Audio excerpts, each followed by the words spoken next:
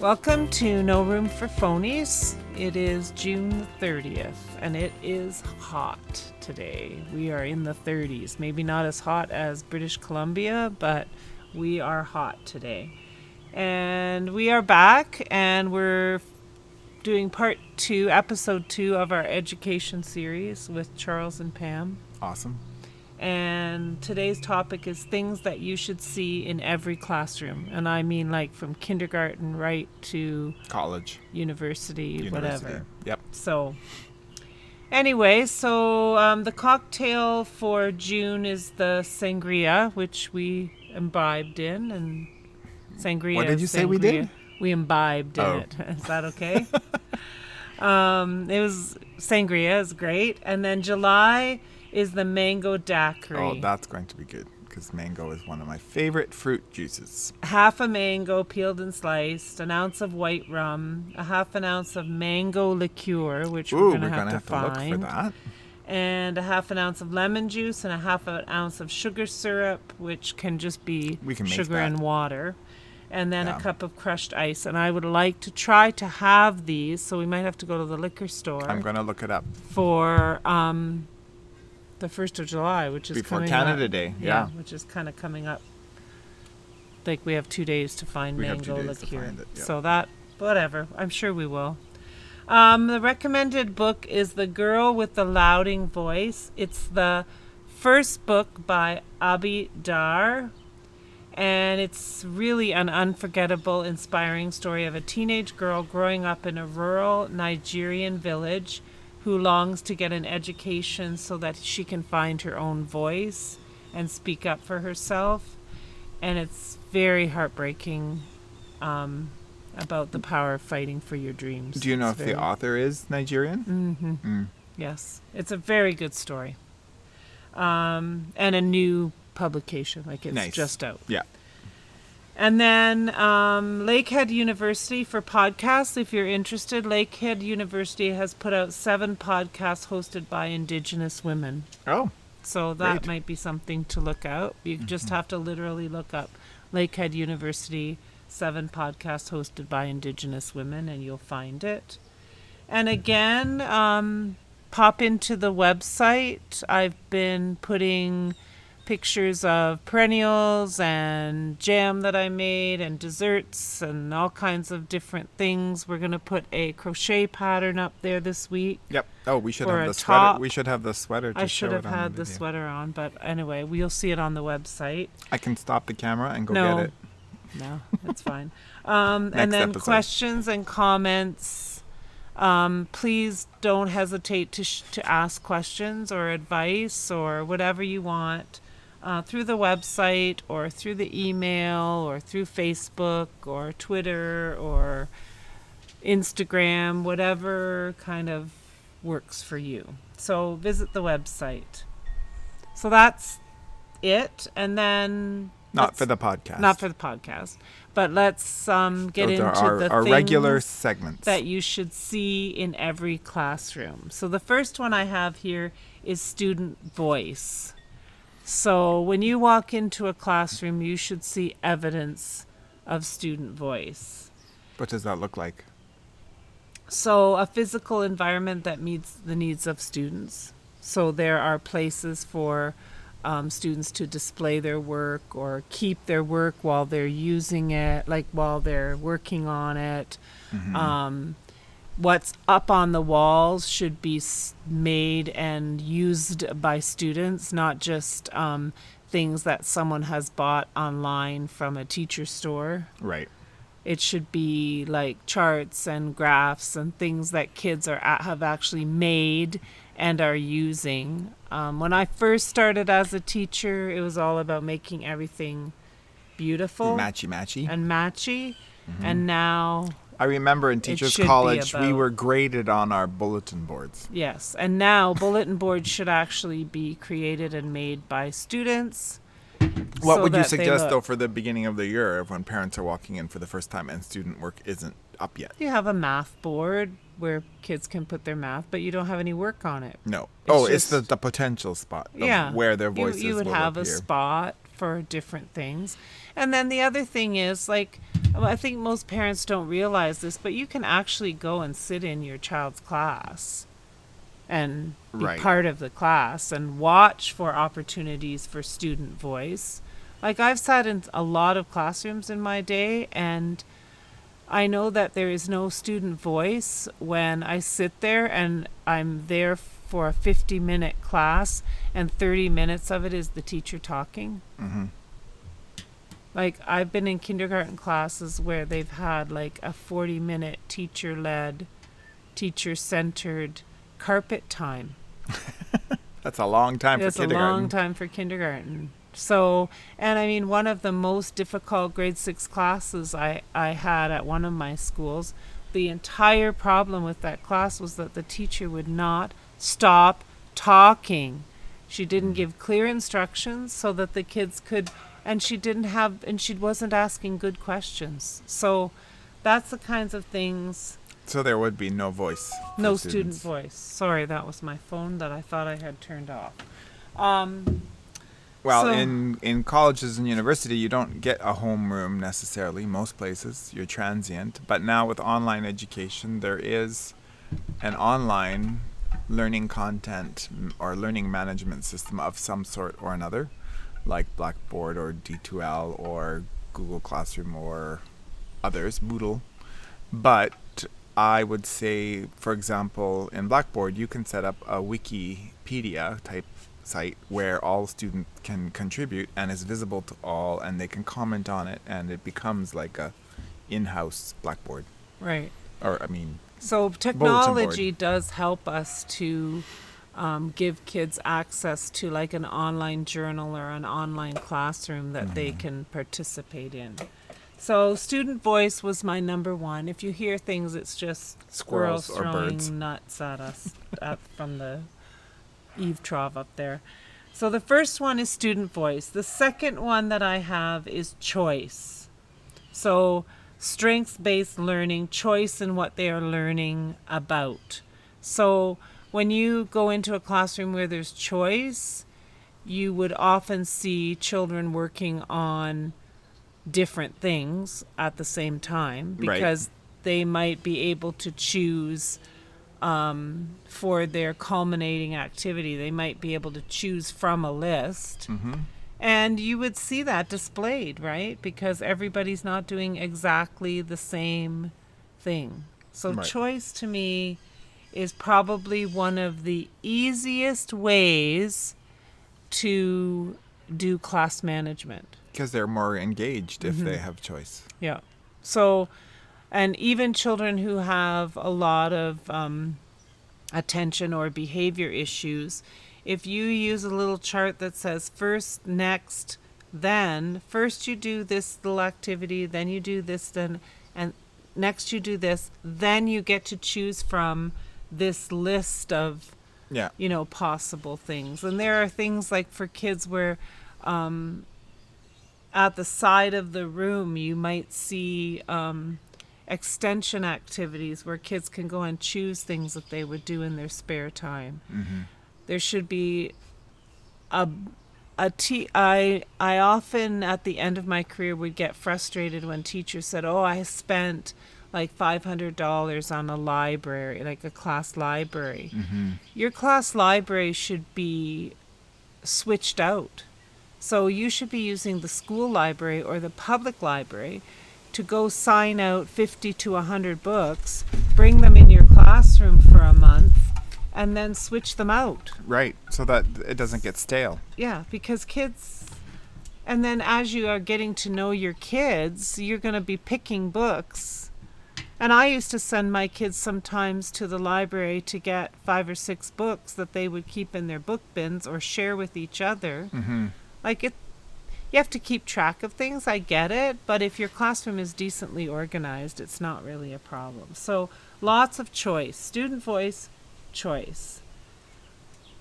Time for reflection by everybody in the room, every single day. So to me, that could be exit cards, that every classroom should have a pile of journals where kids are reflecting. My favorite thing about math, when I started to learn how to teach it actually properly, was that every kid had a math journal. Really? And so they reflected on the strategies that they used, and they kept track of them in their journal. And which ones which ones worked for them, which ones bombed, and that they needed to work more on. They could bring their math journal to any test. Wow. Nice. So that if they labeled it properly and did all the things, then they had it. And other teachers will say, well, that's like giving them an open book test. No, that's like teaching them to look things up. We're all it's gonna like have going into and it's like cooking a meal and saying, oh, I have to memorize all the recipes that I need. No, you have a book where you follow, but you still have to put the recipe together. Right. So what about if it's like grade, I don't know, when do they teach the bed mass, the brackets? Yeah, all that stuff goes. That can go into. If you choose, and sometimes I would say, hint, you might want to put this in your journal and reflect on the kinds of questions that you would use it for, because it might come in handy sometime, particularly for older kids. But so let's say I walked into my child's school for the day. I had a day off. I wanted to spend time. And what would it look like to see the teacher reflecting? Well, I reflected right in my day book. So I had a column in my day book. Plus, would you do that at the end of the day after kids had left? Sometimes, or as I was because in my classroom I wasn't teaching all the time. Right. I was doing a setup, a mini lesson, and then kids were either working in groups or singly or whatever. So I was doing a lot of reflecting on what the kids were learning. I had a clipboard. I mean, nowadays you can walk around with an iPad and take pictures or film kids like talking and interacting, and then go back and look at it and use that Debrief as a reflection on kind of your things. But exit cards so that kids, and sometimes reflection is oral, right? Like I always had a community circle at the end of the day where we reflected on how we solved our social issues through the day. Yeah. Not picking on people. No. But saying, okay, there was an incident on the playground with children from this class who shall remain nameless. This is what happened. What do you think about how we did with that? Like, what do you think are some things we could do differently the next time? Because it's very important that we're a community and we all get along. And that we're setting a good example. And just for them to have that ability to reset the day. Like tomorrow is going to be a new day. But every single day. Like there should be opportunity for reflection.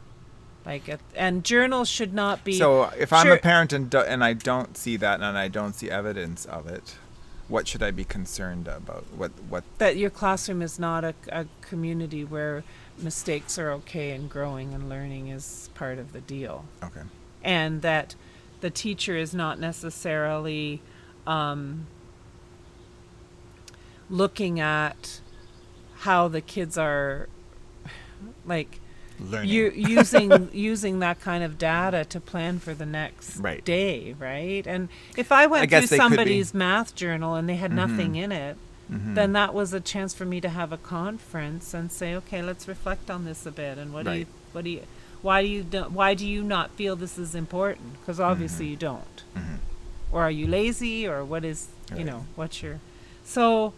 Well, and it's interesting because in high school and college and university, I think that it's also very valuable because that's when, as young adults, they are very suspicious of why they should bother learning this, and is it on the test? Yeah. And they've been so trained to learn for the test that they're not learning for the sake of learning, or just rehearsing and practicing the strategies and understanding.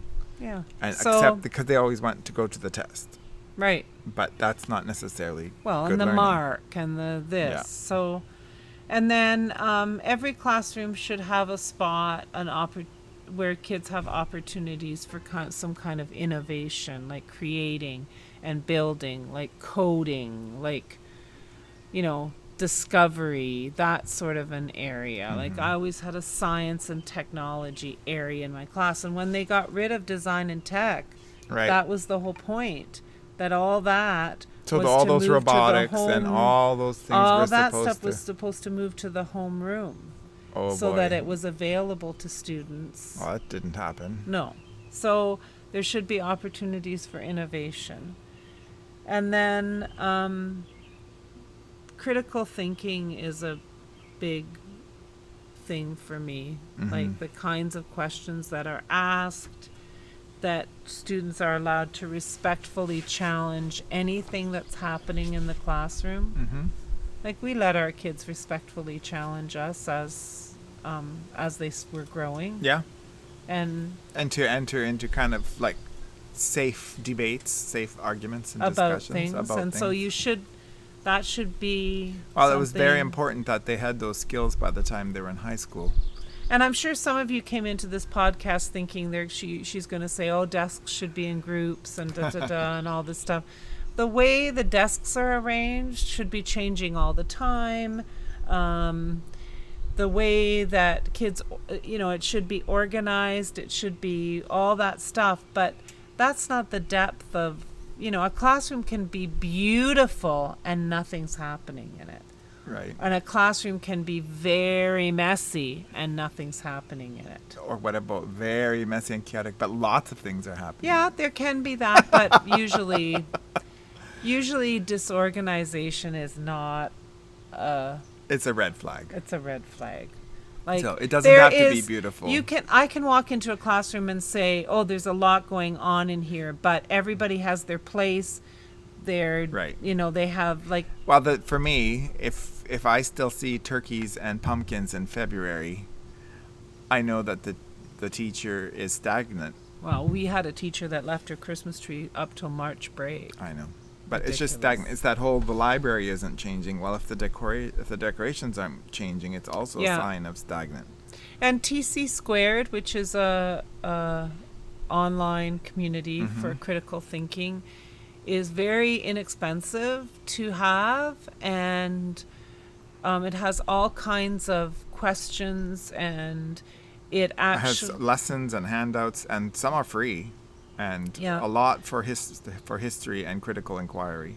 right, because it's like instead of just learning the facts about history, it's about learning how does this impact, or what do you think, what do you think was the best way to do you think that World War II was necessary? How do you think? It's getting kids thinking about history in a way that they are learning some of the mistakes that were made as part of history, so maybe we don't have to repeat them. So there should be evidence of critical thinking. One of the biggest pieces of evidence for critical thinking is the way that rubrics are set up Mm-hmm. with requirements and criteria.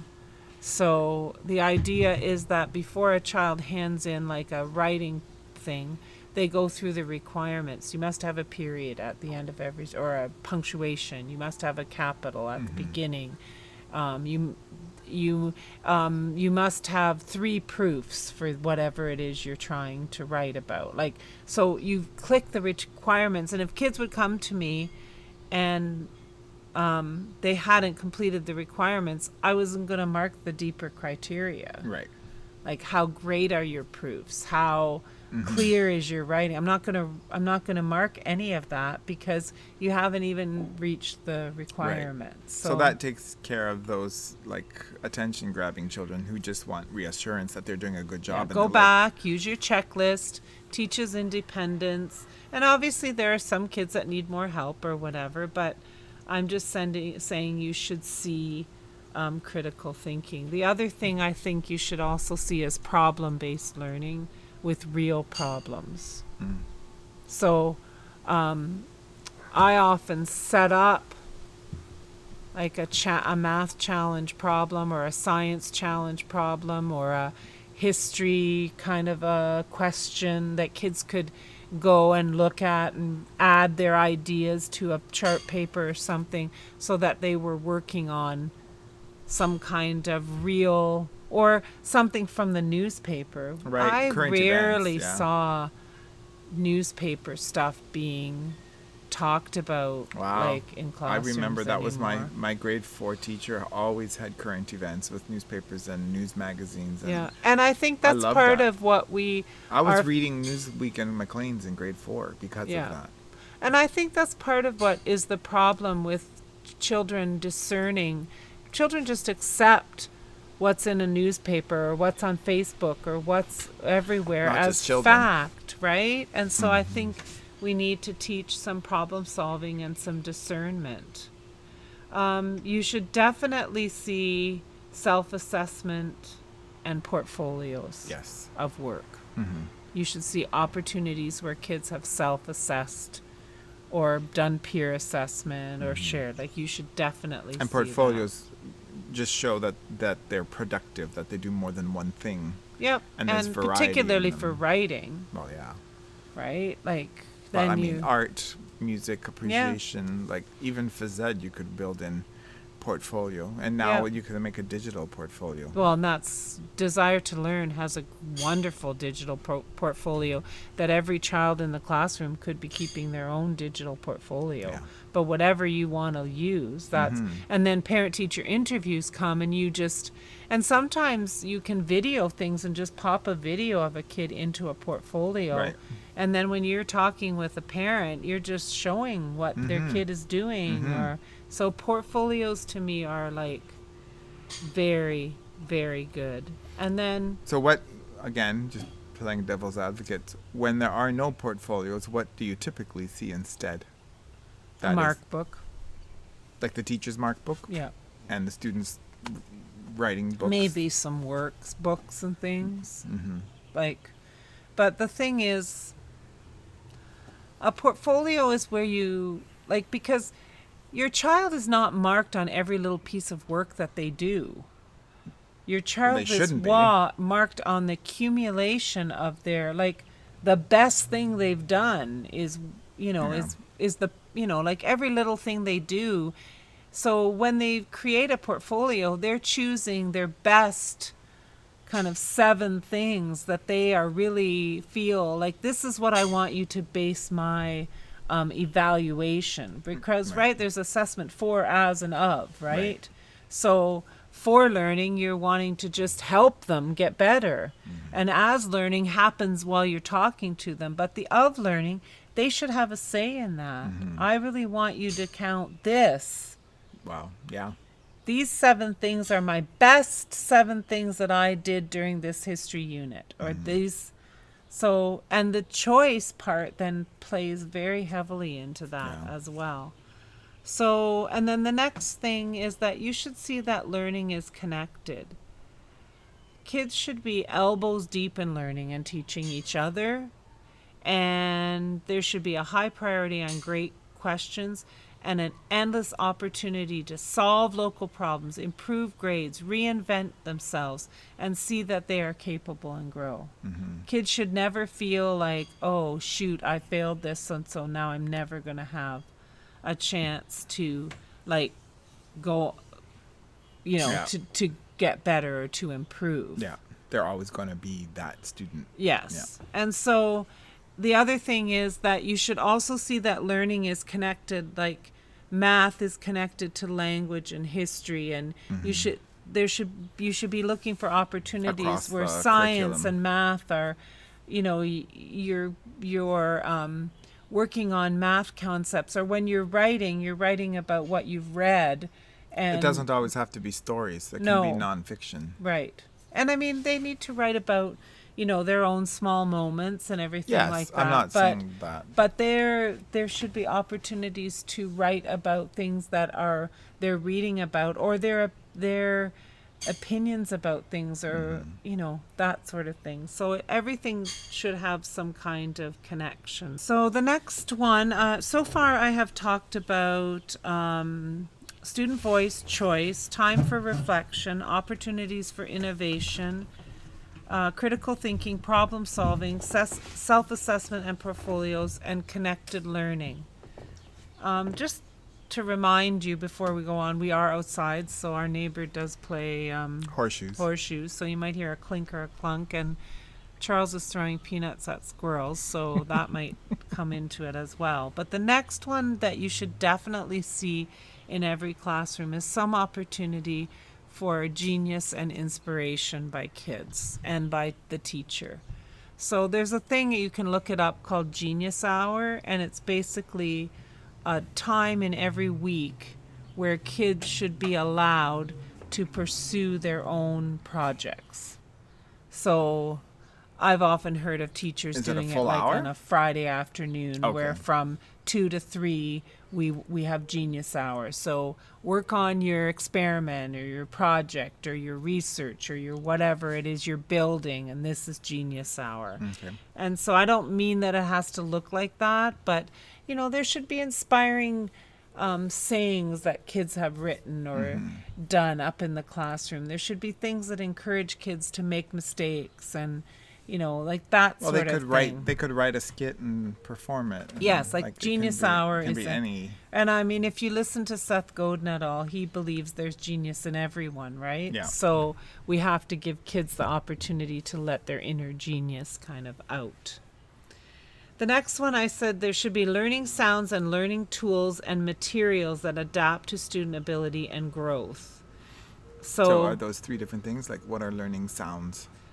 Like, there should be the ability for children to have quiet time to work, but then there should be the ability for them to work with their knee partner in groups, or so there should be a variety of sounds throughout a day, Right. not just. And then learning tools. I mean, there should be an opportunity for kids to be able to access neatly organized materials and tools. Yes. Like computers that are working and stuff that's available to them, so that they're like, one of the tricks that I used when I was a principal was we collected all the paper box tops and they neatly fit into their desks, so kids Okay. could put all their stuff in and just pull that out. Yes. And then everything wasn't lost in the back of their desks. So markers that where the lids have been put back on, Right. so they're not all wrecked. Dried out. Scrap paper boxes, and kids Yes. being taught how to use materials properly and not stuff all over the floor. And It's interesting. I guess my elementary school education was always with organized teachers, because those are the things I remember being. and I think you can go overboard a bit. No, but we weren't in trouble. Like, there was. You didn't get But in you were trouble just if you left things taught, out. But right there was from the the routines beginning. all. yes, Down to wiping the chalkboard. and so kids can't learn and grow if they don't have access to neatly organized materials, and materials that are like markers that work and pencil crayons that are sharpened and pencils that are available. And and I've seen kids sit in a classroom like for 20 minutes not doing anything, and I'll say, "What's up? I can't find my pencil." Okay, there should be a routine in place for that. There's a bin of sharpened pencils over here. Do not sit at your desk doing nothing because you don't have a pencil. Right, but then what about the teacher that chews them out for getting up out of their desk when But it's a this is teacher-centered the- moment and they're supposed to be taking notes? Well, it's. I'm just saying that. I don't like. I know that those- there's teachers who would not like that disruption. But they if wouldn't somebody also standing- have the they pencil wouldn't over have at the the side pencils. for the kids, Yeah, I so guess you so, don't have too. to It's the worry same about thing. that. It's the same thing. So, you just have to make. And are you as a teacher not aware that somebody is sitting at their desk doing nothing? Like, I used to have a bin of sharpened pencils on my desk, and I'd see someone not doing anything, and I'd walk over and hand them a pencil in the middle of the lesson. Yeah. Or a pen or whatever it was that they needed. So the other thing I think you should see as well is divergence and diversity. So I'm going back to every kid does not have to be doing the exact same thing. Kids can diverge from what, like I had a teacher at my one school, and she really believed that there was only one way to solve a math problem. And so I would go in her classroom during math class to simply say to the kids, "No, that's an okay thinking. That you're doing fine with that." And they would say, "Oh no, we have to do." No, actually you don't. So that is just an interesting, and you can get at some of these things by simply talking to your kids, right? Like, there's not one way of doing anything. So if you don't have divergence and diversity and things. Well, I guess if your kid comes home with homework or a frustrated day, you can ask, so what's bothering you, and then they would say, whatever, and then say, well, did the teacher or did you have a chance to try 2 or 3 different ways to figure it out? Well, or it comes out the most when parents are trying to help their kids solve a math problem and they go to do it a certain way and the kid goes, well, you can't do it that way. That's not the... Well, actually, you can. Yeah. Like, there's lots of different ways. And kids should be taught at, like, in one classroom, everyone isn't working at the same level. Right. So there should be diversity in the kinds of books that are available, in the kinds of writing tools, in the kinds of, like, some kids need just voice to text, which is easy now. Like, when I first started teaching, we had to get that Dragon Naturally Speaking, and it was so expensive. Now with Google Read and Write, it's to every, like, you can take any passage and have it read to a kid. Yeah. A lot of kids who struggle with reading can listen and comprehend grade level materials without, but it has to be made available to them, right? So also failure should be evident. Visible growth and progress, and here's the goals we're working on today. We got this. Everybody celebrate. We're not there yet here. Like, 24 days at this factory without an accident. Yes, pretty much. Yeah.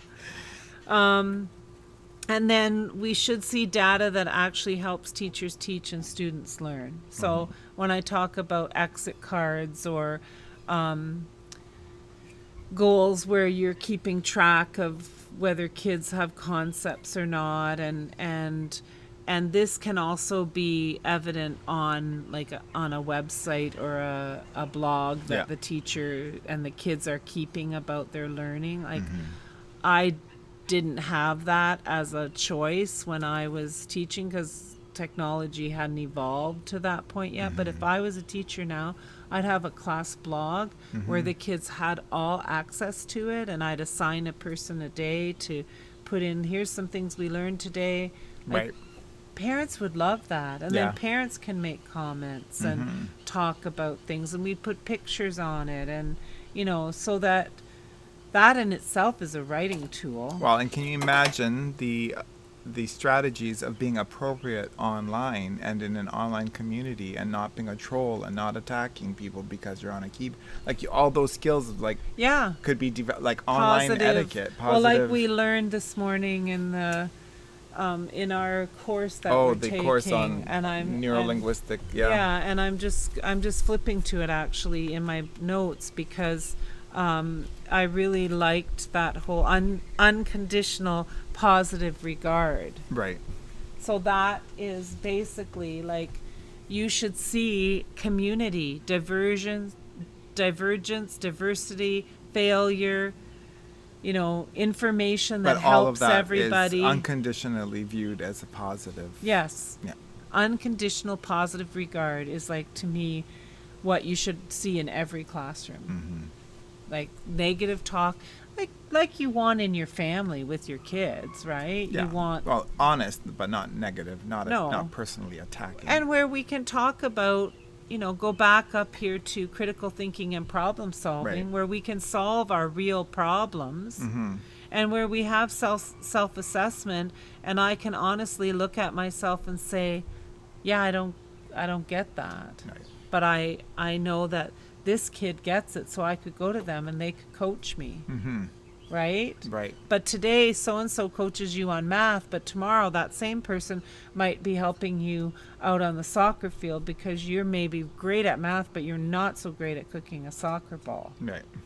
And to recognize those things about each other and become that kind of a community, which is the kind of world that we're kind of hoping for in the end, right? And then good ideas should be on display. Like, good ideas should be evident in the classroom. Like, kids should be able to hang up their learning and display it. So the days of, okay, everybody sit down and make a turtle And then with we have 4 or 5 30 turtles on a board. wall, that should be like long gone from, because that's not the kind of world we live There's no on. diversity there. We're not sending kids. I don't see that in 30 years we'll be sending kids to factories. No. 10 years, probably not. Well, and the factories that we will have will be with robots, and we're going to have engineers running them. So we need to have kids that are, using all these kinds of skills, like I'm saying, their own voice, choice, reflecting, so innovation, critical thinking, problem solving, self-assessment, genius, and all that divergence and diversity and failure, so that they can move the world forward. We're not training the same kids that we were. No. We don't want them. We're not training for compliance anymore. No. We're training for innovation and cooperation and problem solving, right? And our classrooms need to look like that. Otherwise. Yes. And also, I think we have to be realistically understand that one of our biggest challenges in the world, I think right now, is our antagonism towards each other. Mm-hmm. So we have to somehow build classroom communities that and work the whole, on that. like, getting so wrapped up in your identity around a label that's all you can, that you only see through that lens. Right. And that, but Right. this is why I'm encouraging these things like these portfolios and online communities and all those sorts of things, because then a parent can go on and see, oh, I see what my kid is learning. I understand why they need to learn that. And like we said in the last podcast, we're not building schools for efficiency and compliance. We're building we're building schools for innovation and opportunity.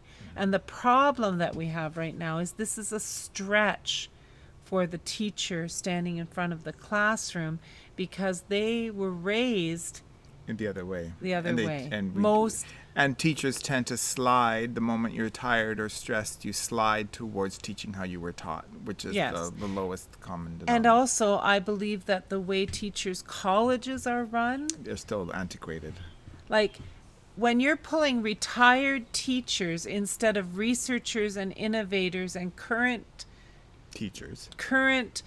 master teachers, if you're not seconding that kind of person to teach in a teacher's college, what is the expectation that these teachers are not going to come out teaching the same way everybody else did? Since I remember my teacher's college stuff, it was like I was back in the 1950s. Like, it just, I still can't believe now we've stretched it out to 2 years, but we're still hiring all these retirees for years and years years to be the coaches in the teachers college. So I mean, that's another whole story. So those are some ideas on some things that your kids should be experiencing and what classrooms today should be like, in order that we can build a society of people searching for positive, treating each other with positive regard, making the most of every opportunity through innovation, and looking for a different kind of a workforce. Yeah. Because the